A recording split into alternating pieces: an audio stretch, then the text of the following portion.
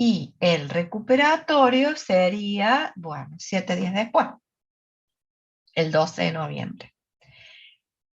¿Alguna duda, algo o arrancamos? ¿Ninguna duda?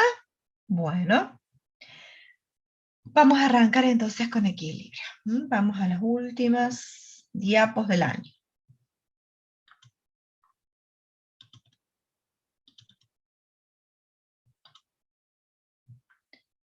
Bueno, vamos acá. Equilibrio químico. Vamos a ver qué es un equilibrio químico. ¿Qué es un equilibrio químico? Vamos a leer la definición, como siempre, y después lo vamos a explicar y lo vamos a explicar con casos prácticos. La definición dice que es un proceso dinámico. Esto es muy importante, que es un proceso dinámico, es decir, un proceso en movimiento, no es algo estático.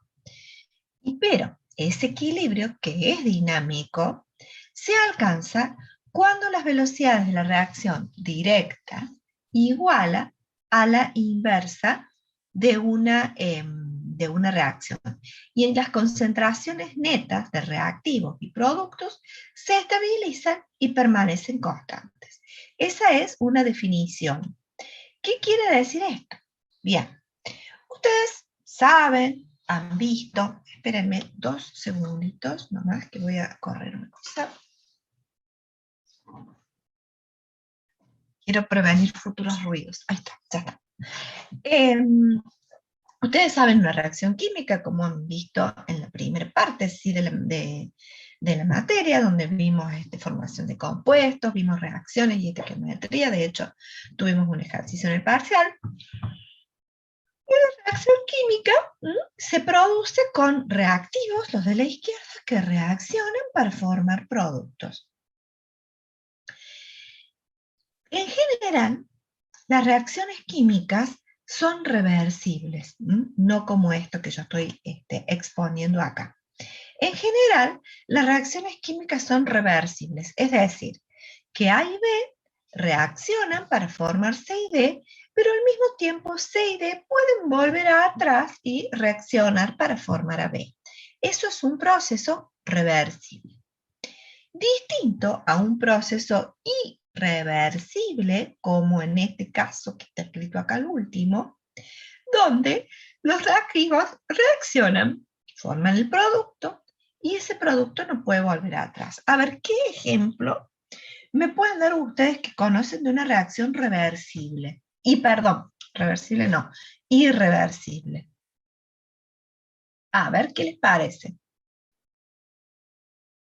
Algo que tiene en el producto, pasa, una reacción, tiene el reactivo, ocurre una reacción, obtiene el producto, y después que obtienen ese producto es imposible que ese producto vaya a volver al reactivo. ¿La mezcla de metales puede ser? Supongo cuando les ponen estaño o alguna cosa así. Una aleación. Bueno, Claro. sí, pero esa en realidad no es una reacción química, sino es la preparación de una solución. Que sí, la preparación de una solución. De todas maneras, en una solución hay métodos para volver a los componentes originales, mediante un fraccionamiento químico, que bueno, que no lo hemos visto. Pero ahí no ocurre una reacción química. Yo les estoy diciendo dónde realmente ocurre una reacción química, es decir, hay un cambio de una sustancia en otra. Por ejemplo, si yo quemo una hoja de papel, ¿qué pasa? ¿Puedo volver a tener esa hoja de papel en algún momento? No, se quemó. Ahora tengo carbono. Esa es una reacción química irreversible, la combustión. La combustión es una reacción química irreversible. Con la ayuda de oxígeno, toda la materia orgánica se transforma en carbono y no puedo volver atrás. No puedo volver atrás. Ese es el ejemplo más típico de una reacción química irreversible. Ahora, la mayoría de las reacciones químicas en general son reacciones reversibles. ¿Qué significa reversibles? Lo que decíamos antes. Los reactivos reaccionan, forman productos, pero esos productos a su vez pueden reaccionar a la inversa para dar los reactivos, ¿sí? Es decir, A más B reacciona para dar C más D y C más D reacciona para dar A más B. Ese proceso ocurre si yo comienzo en un punto cero donde tengo A, B y tengo 0 de C y 0 de D, esa reacción va a avanzar, ¿sí? Y va a avanzar hasta un equilibrio, ¿m? El equilibrio químico que veíamos antes. Es decir, hasta que las concentraciones netas de reactivos de productos no cambian, se mantienen constantes, ¿sí? A va a reaccionar con B para dar C más D reacciona para dar A más B, pero se avanza hasta llegar a un punto, a un equilibrio, donde esas concentraciones permanecen constantes. Y ese es el estado del equilibrio químico. ¿Por qué dice que es un proceso dinámico? Porque no significa que en ese equilibrio, después de ese equilibrio, que A no reaccione con B para dar C más D y C y D no reaccionen para dar A más D, sino que la velocidad de esa reacción directa, llamemos directa de izquierda a derecha, e inversa de derecha a izquierda, se igualan. Entonces, como se igualan, hay un proceso, ¿sí? Pero como las velocidades de ida y vuelta se igualan, las concentraciones de reactivos y productos permanecen constantes, se estabilizan. En ese estado, en ese momento, alcancé el equilibrio químico. Yo siempre les doy un ejemplo que puede parecer burdo, pero a veces sirve, y es el de un colectivo. El de un colectivo, cuando ustedes toman el colectivo en su casa, a lo mejor más alejado del centro, y el colectivo está vacío. Comienza a subir gente y también baja gente. Cuando ustedes llegan a la mitad del recorrido al centro, por ejemplo, cuando llegan al centro, ustedes van a ver que hay gente que baja, pero el colectivo no se vacía. El colectivo llega al centro y sale del centro, por decirles un punto clave neurálgico, con la misma cantidad de personas. ¿Y qué pasó ahí? ¿Son las mismas en realidad? No. ¿Pero qué está pasando? ¿Por qué yo no noto cambios? Ustedes no notan cambios. ¿Por qué? Porque bajó gente y subió gente, prácticamente con la misma velocidad. Entonces no noto cambios en ese colectivo que llega al centro y sale del centro con la misma cantidad de personas, pero distintas personas. ¿Sí? Ese es podríamos dar como un ejemplo grosero de lo que es el estado de equilibrio químico, donde no significa que no haya reacción, no haya proceso, pero concentraciones de reactivos y productos se alcanzaron el equilibrio y por ende permanecen constantes. Ese estado de equilibrio, podemos hablar de estado de equilibrio siempre en procesos reversibles, porque en un proceso irreversible no. En un proceso irreversible, ambas veces se agotan, se forma C más D y ya no hay posibilidad de volver atrás. Bueno, vamos a ver un ejemplo concreto de una reacción química, como es por ejemplo la formación del ioduro de hidrógeno, a partir de hidrógeno y a partir de yodo. En un momento inicial, como les dije primero, tenemos un recipiente tapado, es decir, que evitamos que reactivos y productos salgan de ese recipiente. En un momento cero tenemos hidrógeno y tenemos yodo, ¿sí? Este hidrógeno y este yodo van a reaccionar de manera de formar el ioduro de hidrógeno. Pero a su vez, se va a formar el ioduro de hidrógeno, pero va a quedar también algo de yodo y algo de hidrógeno, ¿sí? Y en este momento, cuando ya las concentraciones permanecen constantes, ¿sí? Es decir, cuando no hay más cambios, ni en un sentido ni en el otro, estaremos en el equilibrio. Y en ese equilibrio voy a tener una concentración de producto y también concentración de reactivo. Esto lo podemos ver en esta gráfica, ¿sí? Si nosotros graficamos la concentración de esos reactivos y productos en función del tiempo, ¿qué vamos a ver? Si partimos de un tiempo cero, donde tenemos una determinada concentración de los reactivos, ¿m? y no tenemos producto en ese tiempo cero, cuando avanza el tiempo, es decir, cuando avanza la reacción, ¿qué va a pasar? Va a ocurrir la reacción. Entonces, la concentración de reactivos y productos de reactivos va a disminuir, ¿sí? Y la concentración de productos va a aumentar. ¿Hasta dónde? Hasta que llega un punto, hasta que llega este tiempo, ¿sí? Que es el tiempo de equilibrio químico, ¿sí? A partir del cual concentraciones de reactivos y productos permanecen constantes, ¿sí? Y esta concentración, estas que tengo a la derecha, son las que yo mido como las concentraciones de un sistema en equilibrio. ¿Sí? Como las concentraciones de un sistema en equilibrio. Y para determinadas condiciones de presión y temperatura, un sistema químico se caracteriza por concentraciones de reactivos y productos en el equilibrio, ¿sí? Es decir, para este sistema, hidrógeno,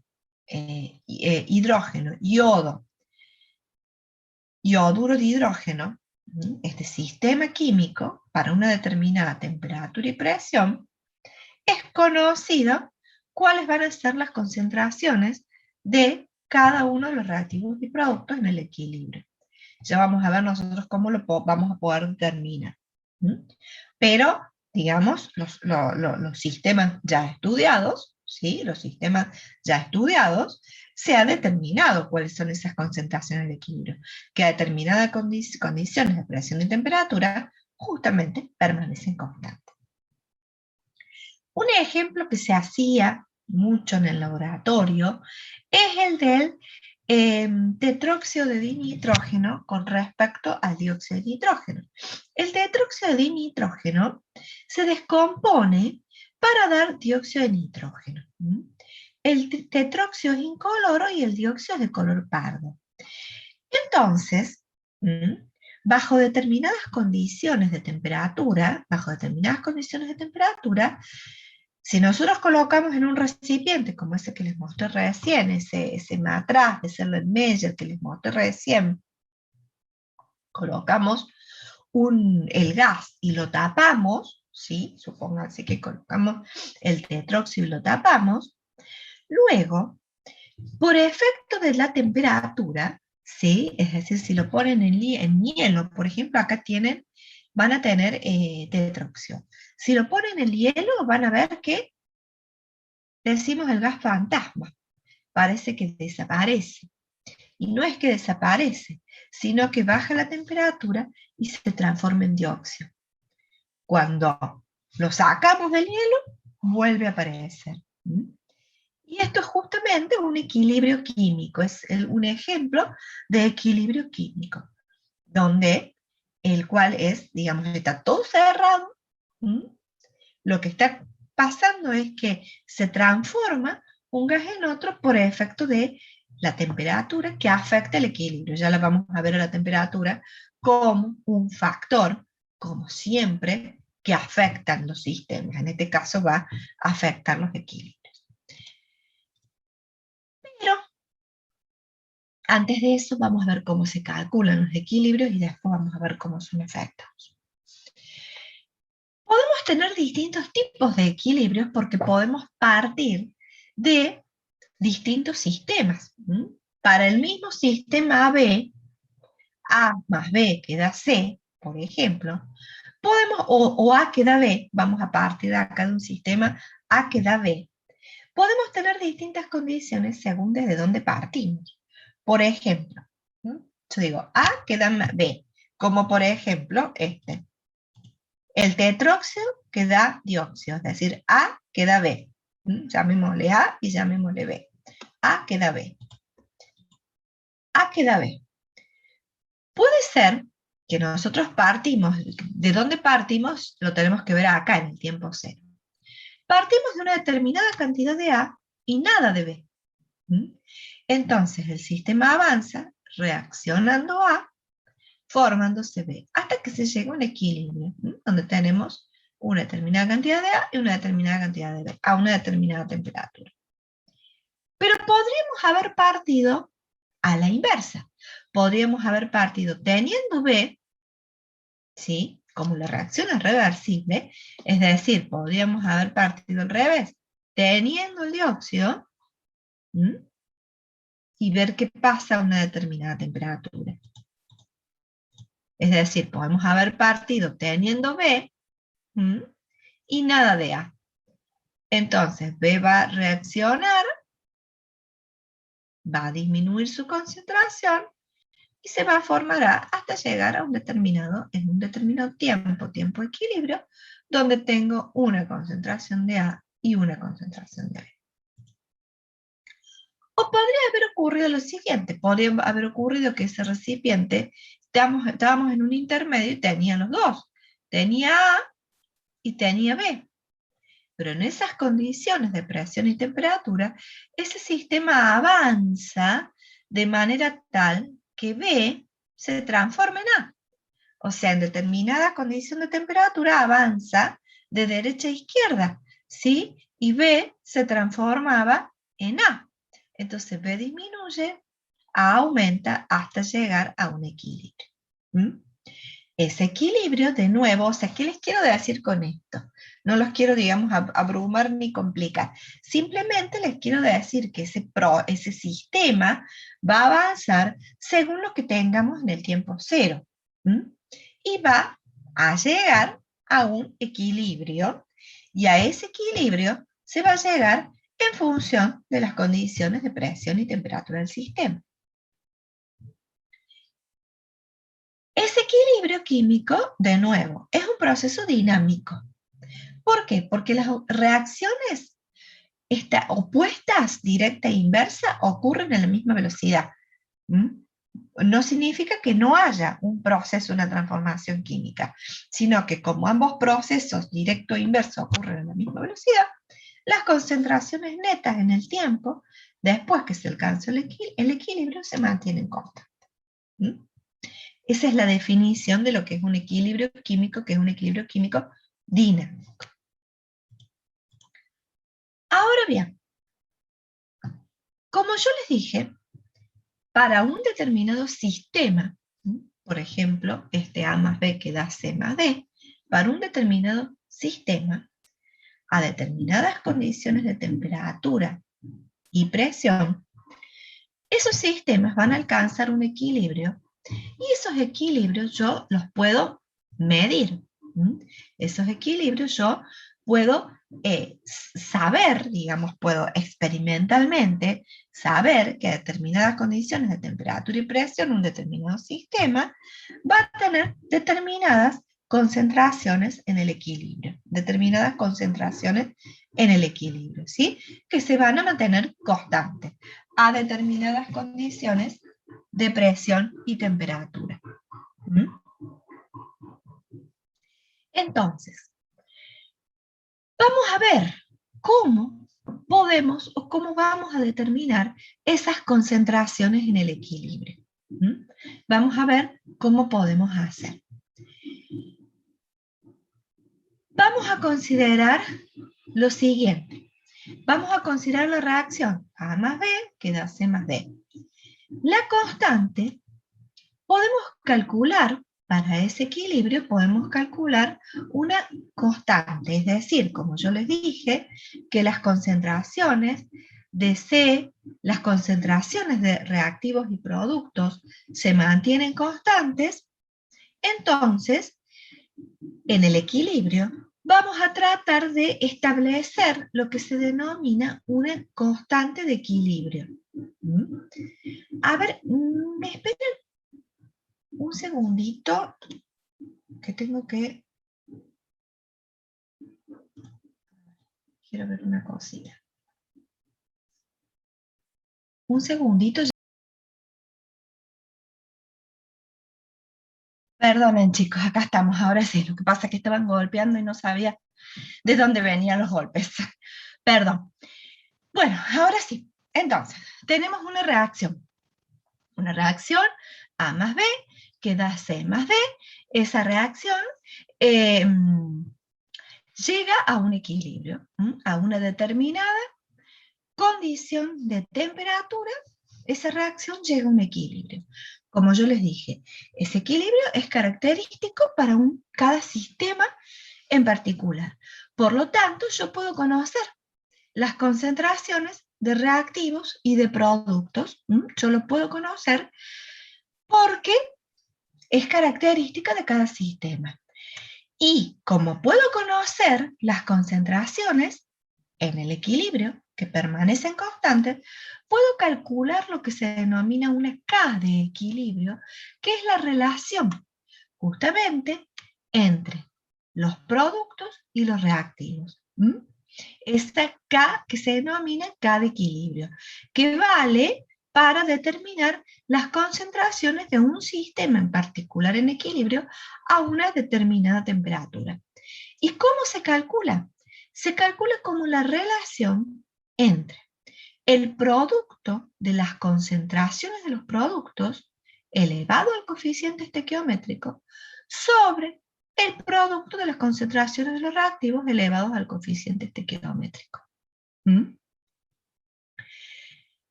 Esta K es válida para una determinada, como les dije, una determinada temperatura. Yo lo recalco mucho, lo de la temperatura, porque por más que se lo recalque, siempre hay errores en los parciales. Las K de equilibrio son constantes, por eso son K para una determinada temperatura. Es decir, cuando yo quiero calcular las concentraciones en el equilibrio de un sistema, voy a una tabla, busco la K, pero tengo que saber la temperatura. Y va a ser válida para una determinada temperatura.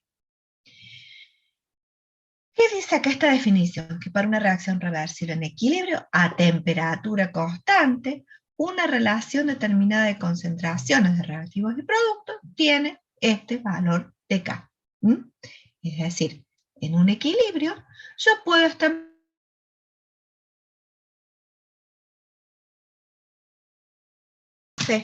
Si están todavía ahí, tienen un tiempo, seguimos la clase. La verdad que es la primera vez que me pasa en los 2 años de pandemia. La primera vez que se me corta la luz así en el arranque de la clase.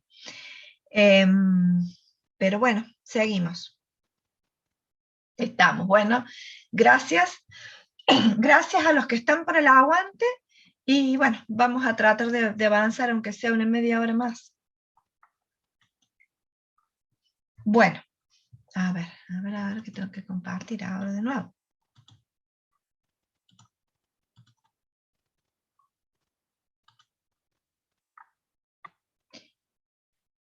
Bueno, accidentado este martes, la verdad. Bueno, estábamos con la K de equilibrio, ¿sí? Entonces, dijimos que un sistema en equilibrio a una determinada temperatura y presión, un sistema químico puede alcanzar un equilibrio a un equilibrio químico, y ese equilibrio químico está definido por una constante de equilibrio que lo caracteriza, que como se calcula como la relación del producto de los productos elevado al coeficiente estequiométrico sobre el producto de los reactivos elevado también al coeficiente estequiométrico. Y esta constante para un sistema químico determinado a una determinada presión y temperatura justamente es constante. Y son valores constantes determinados experimentalmente para cada sistema, y para muchos sistemas están tabulados. Entonces ustedes, con buscar en tablas específicas esa K, esto les puede permitir calcular las concentraciones en el equilibrio de un determinado sistema. ¿Por qué es importante esto? Esto es muy importante, por ejemplo, en una planta química, Por ejemplo, cuando ustedes van a estudiar y van a hacer, me imagino, por ejemplo, que les toque trabajar en la simulación de un proceso para realizar un estudio de factibilidad para un emprendimiento, para la construcción o el emplazamiento de una determinada planta química en un determinado lugar. ¿Sí? Por supuesto que en estos casos tenemos equipos multidisciplinarios, donde tenemos, bueno, la parte del estudio de mercado, la planificación económica, la parte informática, la simulación del proceso, los químicos, etc. Pero ¿qué es una pata muy importante para definir la factibilidad? Bueno, conocer el proceso que se quiere llevar a cabo, a la temperatura que se la quiere llevar a cabo y presión, si realmente tiene una constante de equilibrio que valga la pena. Es decir, si las concentraciones del producto que vamos a obtener valen la pena y es rentable. Eso define lo económico también, más que también creo que es lo primordial. Si ustedes quieren plantear una planta química, la factibilidad con una reacción que tiene una K de equilibrio sumamente baja, va a ser inviable económicamente. ¿Mm? Por más estudio de mercado y todo lo demás que hagan. Entonces, para esto es fundamental, les diría yo, este punto, ¿sí? Es decir, conocer la K de equilibrio para conocer si realmente en las condiciones que voy a querer trabajar, si las concentraciones de productos van a ser las adecuadas como para que yo realmente sea viable, sea factible, sea redituable. ¿M? Y eso lo hago con las K de equilibrio, ¿m? Para cada sistema en particular. ¿M? Entonces, acá lo que estamos viendo es cómo se plantea la K de equilibrio. ¿Mm? Y justamente lo que yo les decía, si la K de equilibrio es alta, es muy alta, ¿qué me va a indicar esto? Que tengo mucho producto, es decir, que esta reacción puede ser viable, puede ser factible. ¿Mm? Si la K es muy baja, en realidad, en determinadas condiciones, ¿no?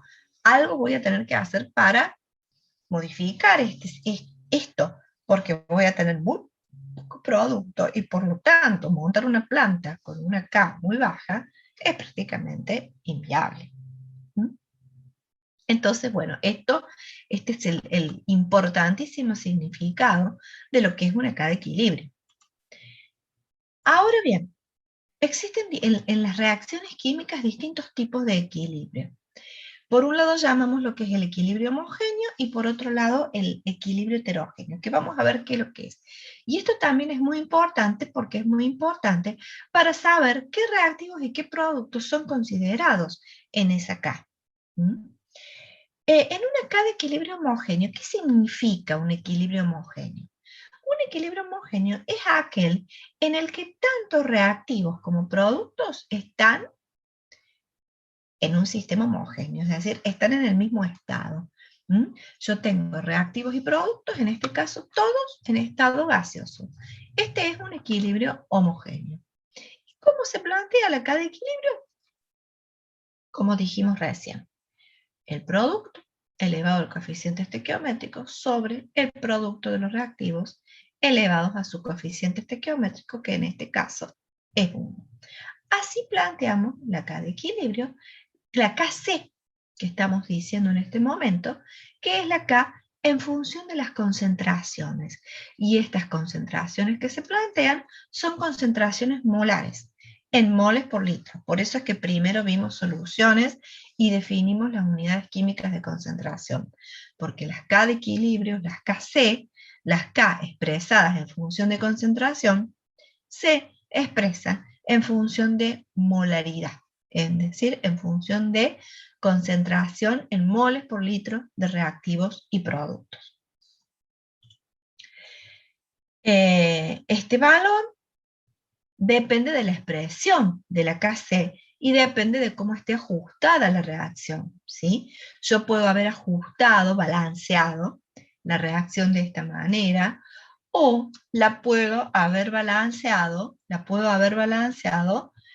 dividiendo todos los coeficientes por 2, es decir, de esta otra forma. ¿Mm? La constante, esta de equilibrio, depende de cómo está expresada esa K de equilibrio, cómo está expresada la K, cómo está expresada la reacción. ¿Mm? Eso es importante, saber que una K está asociada a una reacción y a cómo está expresada esa reacción, ¿sí? Porque depende de los coeficientes de esa reacción. ¿Mm? Además de la temperatura, obviamente. Es decir, cuando yo expreso una K, tengo que expresar que está asociada a qué reacción está balanceada y a qué temperatura. ¿Mm? Para calcularla, a qué temperatura.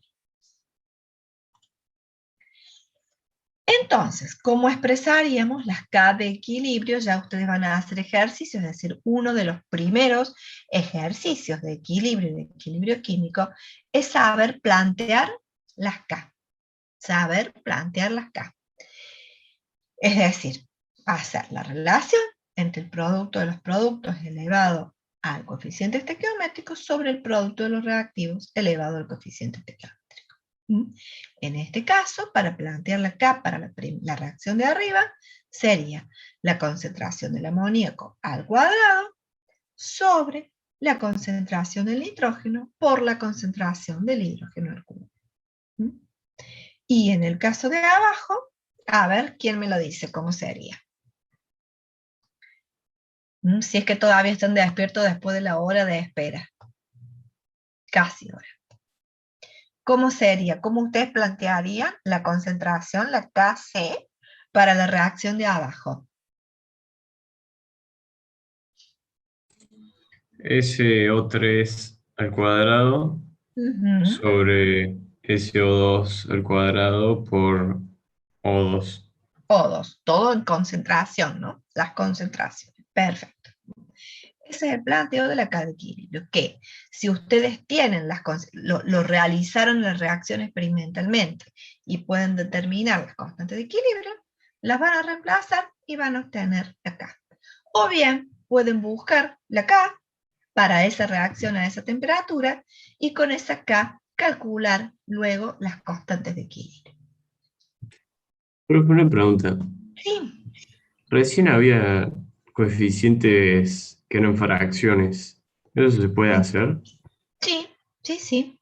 Sí, si vos tenés la reacción expresada en fracciones, suponete en este caso, ¿cómo va a ser? En este caso la Kc, acorde a esta reacción, va a ser la concentración del ioduro de hidrógeno sobre la concentración del hidrógeno elevado a la 1/2 por la concentración del yodo elevado a la 1/2.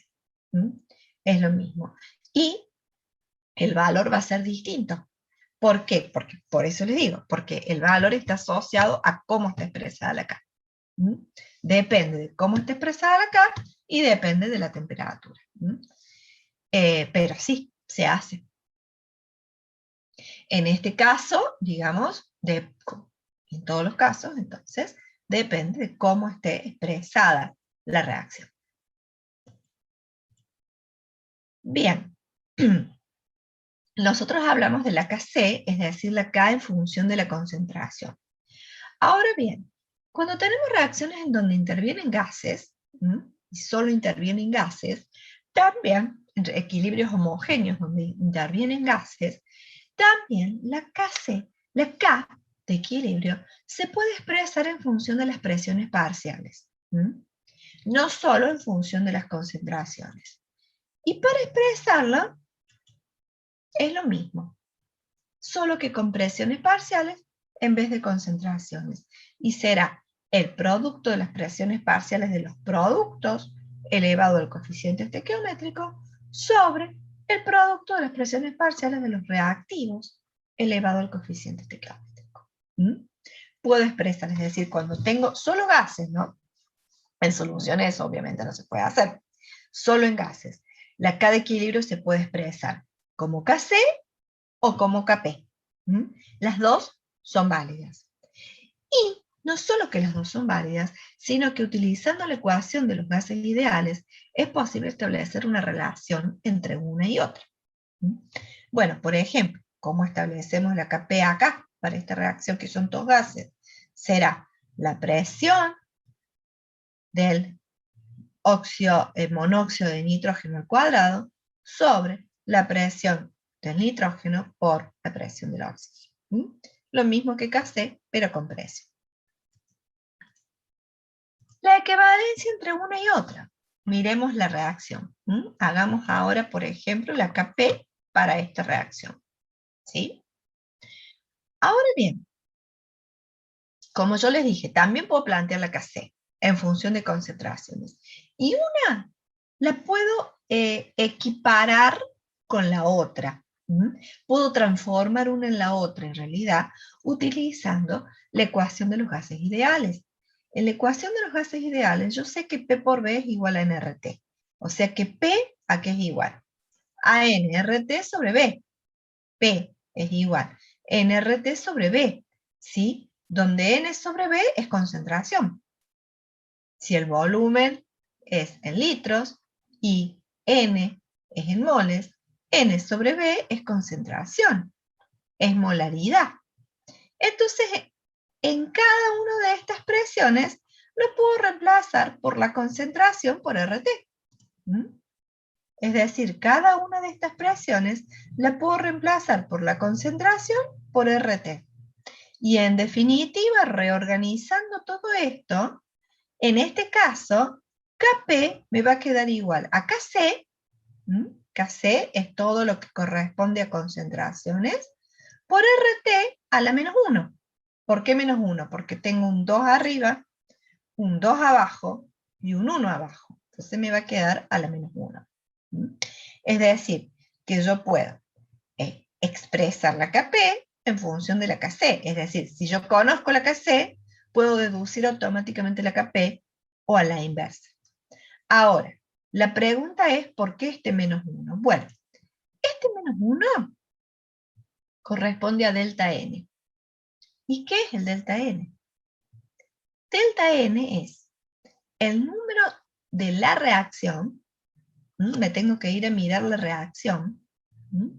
De la reacción, delta N, ¿qué es? Es el número de moles de los productos menos el número de moles de los reactivos. Fíjense, delta N acá sería 2 menos 2 menos 1. Entonces queda menos 1. Así se expresa delta N para toda reacción, para cualquier reacción. Estequiométricamente balanceada la reacción, el delta N es el número de moles. A ver si lo tengo acá. No. O sí. Sí. Es el número de moles de los productos menos el número de moles de los reactivos. Número de moles de productos menos número de moles de reactivos. Eso es delta N que va acá. Entonces acá lo que tienen es la equivalencia entre Kp y Kc, que es igual Kp igual a Kc por RT a la delta N. Y cuando delta N es 0, es decir, cuando el número de moles a la izquierda es igual que a la derecha, entonces ahí sí, Kc y Kp son iguales. Solamente en ese caso. Supónganse en el caso que yo tengo A queda B. A queda B. Y el coeficiente estequiométrico es 1 y 1. Entonces delta N es 0. En ese caso, Kp y Kc son iguales. ¿Se entiende este concepto? Es importante que tengan el concepto de delta N para todo, ¿sí? No solamente para esto. Es importante que lo tengan para todo. ¿A qué es igual delta N? Delta N, cuando hablamos del delta N para una ecuación, es el número de moles de los productos menos el de los reactivos. Es decir, en este caso, 2 menos 1 menos 2. Y depende siempre de la reacción que sea.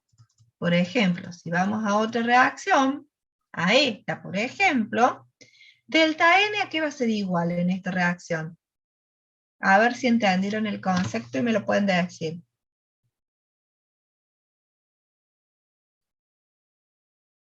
En esta reacción, ¿a qué va a ser igual delta N?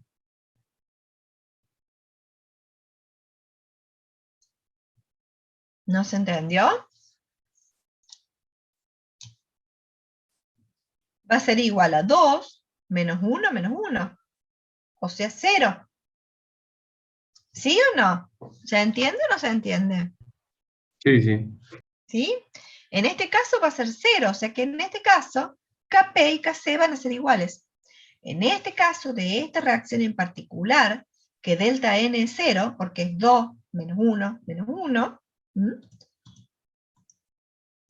en esa reacción en particular, que delta N es 0, Kp y Kc son iguales.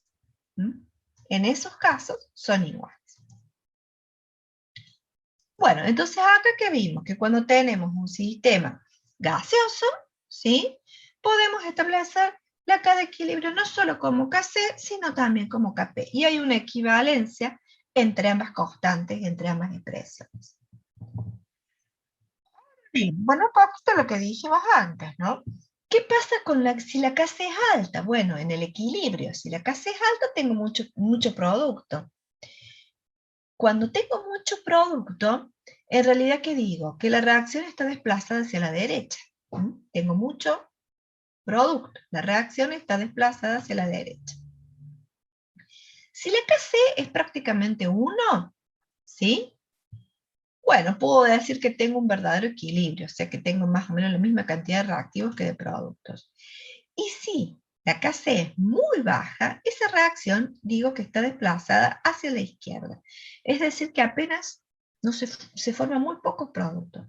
En este caso, industrialmente va a ser muy poco factible, como les decía antes, muy poco promisorio, construir una planta química donde desde el vamos yo sepa que el Kc es muy bajo. ¿Sí?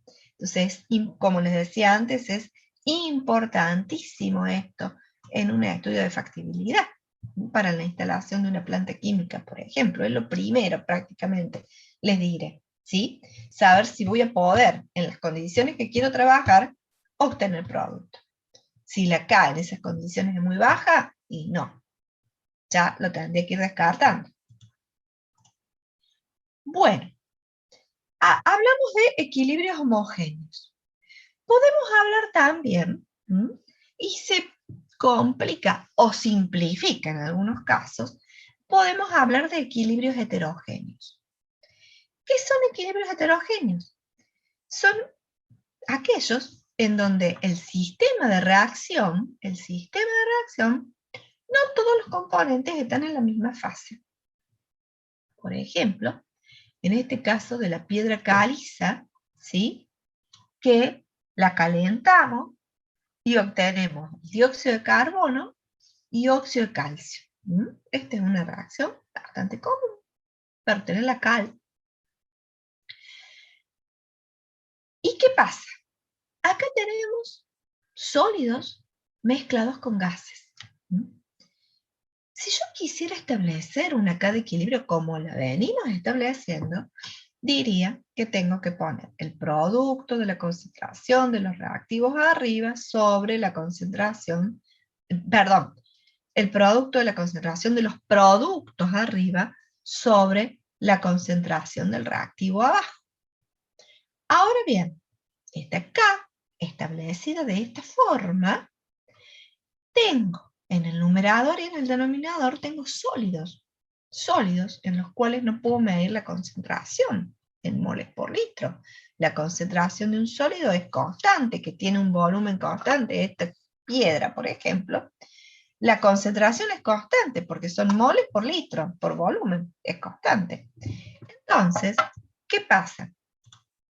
En este caso, yo puedo considerar que las concentraciones de los sólidos, que son constantes, las puedo considerar dentro de la K. Las puedo considerar dentro de la K. Y establecer, sí, una constante para el sistema con las concentraciones de los sólidos incluidas. Y así establecer la Kc. Entonces, la Kc, ¿sí? Donde yo introduzco las concentraciones de los sólidos porque son constantes, me va a quedar solo igual a la concentración del gas. Puedo establecer también la Kp de la misma manera, introduciendo las constantes dentro de los sólidos dentro de la ecuación. En definitiva, y para hacerlo más fácil, esto es un ejemplo, pero para hacerlo más fácil, cuando ustedes van a expresar una constante de equilibrio, ya sea Kc o Kp, en un sistema heterogéneo, ¿qué tienen en cuenta? Que en la expresión de la Kp y la Kc solo voy a incluir aquellas especies que son gaseosas o que están en solución. Los sólidos y los líquidos puros, como tienen concentración constante, se integran a la constante y no la considero en la expresión de la constante. ¿Qué quiero decir? Veamos estos dos ejemplos. Por ejemplo, titanio sólido que reacciona con cloro gaseoso para formar tetracloruro de titanio, donde el titanio es sólido, el tetracloruro de titanio es un líquido puro. Por lo tanto, cuando yo exprese la K de equilibrio, tanto la Kc como la Kp, solo voy a incluir en esa expresión el gas, ¿sí? O el líquido en solución, siempre que esté en solución. En este caso en particular, ¿cómo va a ser la constante? La Kc, por ejemplo, la Kp lo mismo. Va a ser 1 sobre la concentración del cloro al cuadrado. Uy, perdón, pensé que estaba. 1, en el numerador me va a quedar 1, porque no voy a poner nada en el numerador. ¿Por qué? Porque este es un líquido puro. Entonces en el numerador me va a quedar 1 sobre, ¿qué? El titanio tampoco lo voy a poner. Entonces pondré la concentración del cloro al cuadrado. A ver qué pasaría con la que sigue. A ver quién se anima con la que sigue. ¿Quién se anima con la que sigue? La que sigue, fíjense, tenemos 3 componentes gaseosos y uno que es líquido puro. Uno que es líquido puro. Entonces, ¿cómo quedaría la K? Ya sea la Kc o la Kp, no importa. ¿Cómo quedaría? A ver, ¿alguien se anima?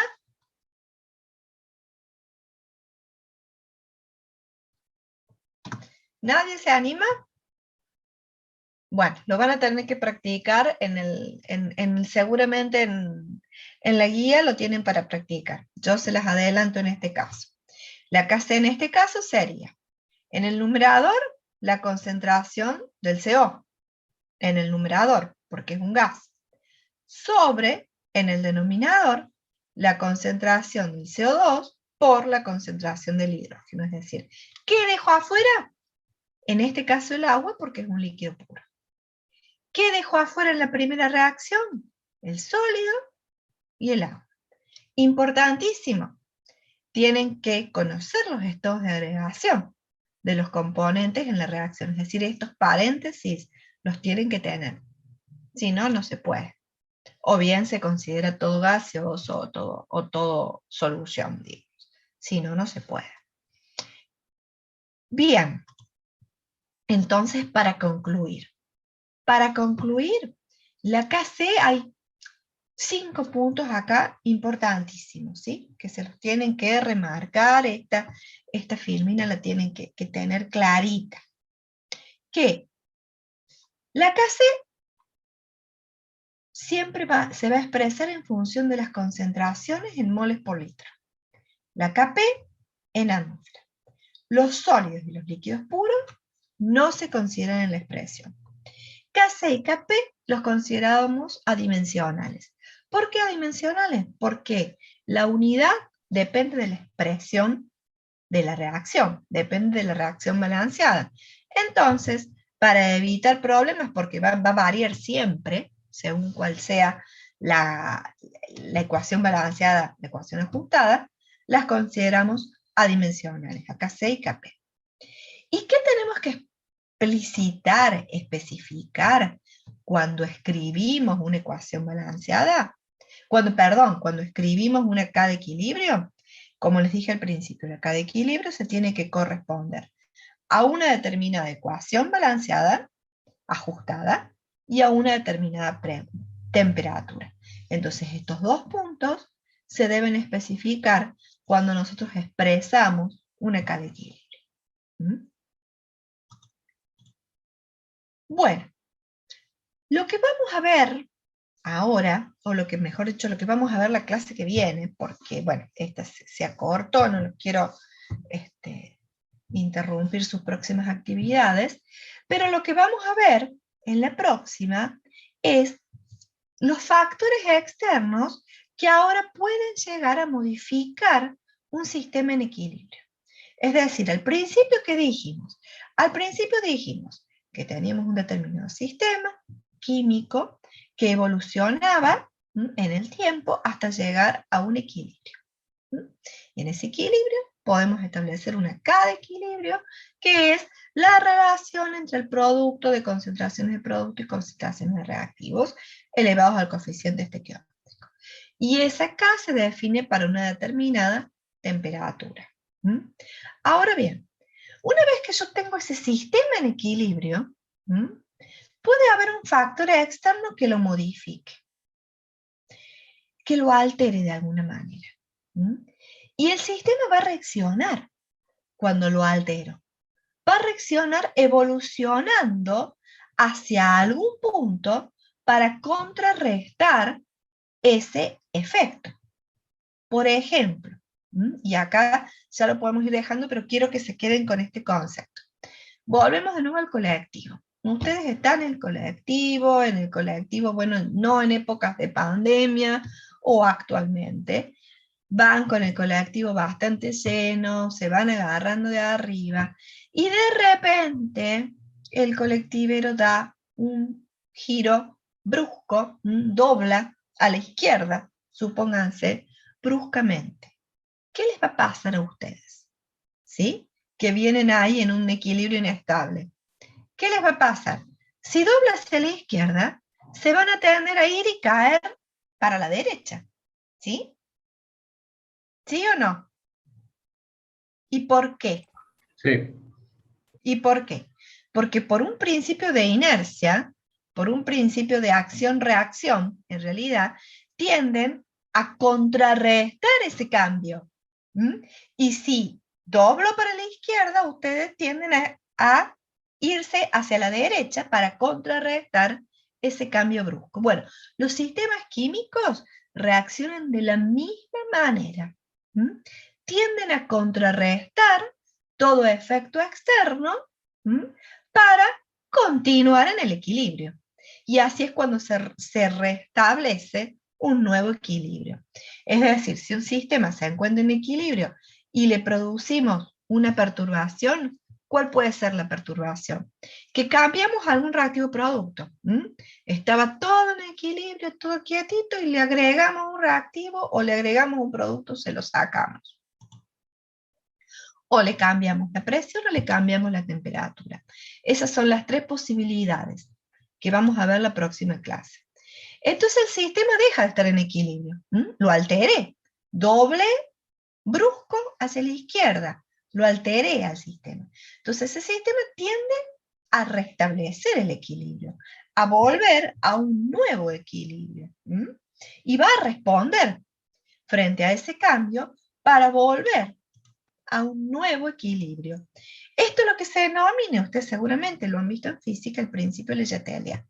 Es decir, que si un sistema estaba en equilibrio y es perturbado por algún cambio, temperatura, presión o concentración, va a desplazar su posición de equilibrio de manera de contrarrestar esa perturbación. Ahora bien, esto sí lo vamos a dejar para la clase que viene, y vamos a ver cómo responde entonces un sistema en equilibrio. Dejamos la incógnita. Vamos a ver cómo responde un sistema en equilibrio frente a una perturbación, ya sea de cambio de reactivos de productos, cambio de presión o volumen o cambio de temperatura. Vamos a dejar esto para la próxima clase, donde también vamos a ver en equilibrio en solución, y ahí cerramos. Quizás sea, si no se nos corta la luz, sea una clase un poquitito más larga que esta, para poder terminar. Y entonces, por lo pronto, dice... Por lo pronto, a ver qué pasa. Dice dejar de compartir y no sé qué dice. Bueno, por lo pronto entonces dejamos acá. La clase que viene vamos a terminar ya con esto. Y bueno, y les doy tiempo para que en realidad vayan viendo sólidos y vayan viendo soluciones, ¿sí? Antes de empezar con los ejercicios de equilibrio. ¿Mm? Bueno, disculpas nuevamente por la interrupción, que bueno, fue algo accidental que no estuvo a mi alcance. Y bueno, y nos vemos la próxima clase. Que tengan buena semana. Nos vemos, profe.